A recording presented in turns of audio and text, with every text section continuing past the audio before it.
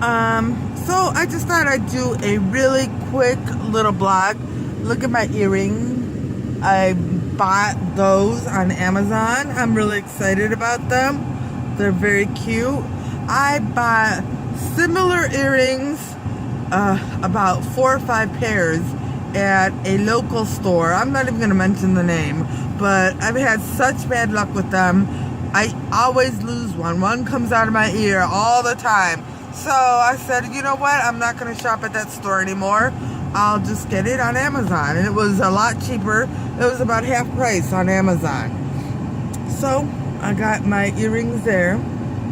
Yeah, I like them. Dirt cheap on Amazon. Dirt cheap. So, because I like kind of blingy earrings and stuff. You know, my sister's more into pearls, so she'll wear pearls. I like the bling, so I'm wearing the bling. See if I could get a better shot. No, I just don't look good on camera, so I just have to accept that. Anyway, tonight is at around 3 in the morning or so, will be the 3rd anniversary of my father's death. And that is, you know, it's significant in and of itself, but really, it means a little more to me because of everything that took place. You know, my life after I graduated college got so busy, and I was just working and traveling and having my own life, and I kind of forgot about my parents. So when I came back from New York, I had no money, and I lived with my father for a little while, and then I moved in with my mother. But my father broke his hip and then required me to help him out. And I spent a lot of time, like 2-3 hours a day, every day with my dad. And, you know, when he lived on his own for a little while. Then when he broke his hip, he moved in with my brother for a while, but he still wanted me there because I drove him around to all his errands, and we got to be really close. And when he moved into a assisted living, I was there every day, just checking up to make sure he was getting his meds and everything was okay. And it got to the point where if I wasn't at the assisted living by 3 or 3:30, my father would call and say, you know, where are you? And he'd raise a fuss, and, you know, he just got used to me helping him out. But we got to be really close again. And I remembered what a great dad he was.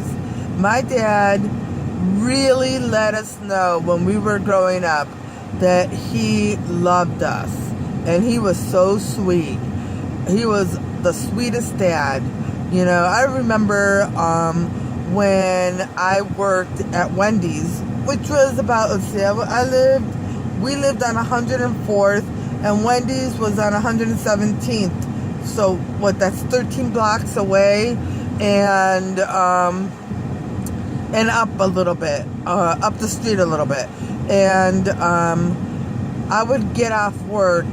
This was when I was like 17, and I would get off work at 11:30, and my dad had to work the next day, but he always picked me up from Wendy's and drove me home, and made sure I walked in the door safely and everything. He would get there a little bit early and wait for me, and this is what he was like. He always, you know, was there for us. So, you know, today when the clock strikes around 3, I'm just going to say 3. It was a little bit after 3 in the morning. I'll be thinking of my dad. And I decided, you know, my sister is thinking about getting a tattoo. I would never get a tattoo. So I'll probably just get something to remember him by. You know, something with his initials in it and stuff. And that's it. That's all I wanted to say. So, you know, I'm thinking of my dad tonight, and hopefully he's in heaven, I really do hope that, you know. So, anyway, I hope everybody has a good evening and a great Sunday tomorrow. I had a really good Saturday. I have no complaints. So, and I went to see a friend, and you know, we sat around and talked for a little while, and you know, it was all right. Nothing, no big deal. I know sometimes my posts can get into the negative because of the people I have to deal with. And I'm not going to get into all of the stuff they do to me because it's really terrible. It really is. It really is terrible, the stuff that has been done to me. I don't know.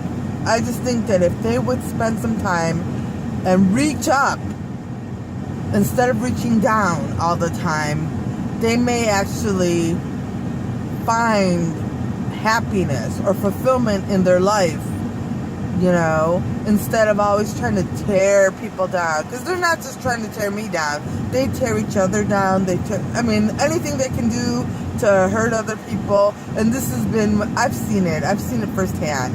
So this is what goes on. So, but I just wish that instead of reaching down and going for whatever to ruin someone else's life or somebody else's day or what somebody else has, they would reach up and uplift everyone around them, you know, and focus on their own things. Because I'm telling you, jealousy and envy are such negative things. They only bring you down. If you sit there and think about what other people have, and compare it to yourself, you'll just make yourself miserable. Right now, I have nothing. I have a little bit of a chance. I'm like, if my Etsy shop works, I'm never going to make enough money to live on my own. I might make a few dollars every month, but that's all I have going. That's all I have going. And yet, I don't sit there and think to myself, well, this person has money and has children and has a husband and who loves her and blah, blah, blah, blah, blah, and I can't stand her because of this or whatever. No, I don't think that. I think I have what I have, and I'm happy with it. I don't compare myself to other people. I focus on my own thing. And that's just a message for all those people out there, and you know who you are. Focus on your own thing. You'll find happiness within your life, no matter what you have. I have so very little right now, and yet it brings me joy. It does. It brings me joy. And because I reach up to Jesus and God, the little things that I have bring me joy. So, stop reaching down. Try reaching up and you might find joy. All right.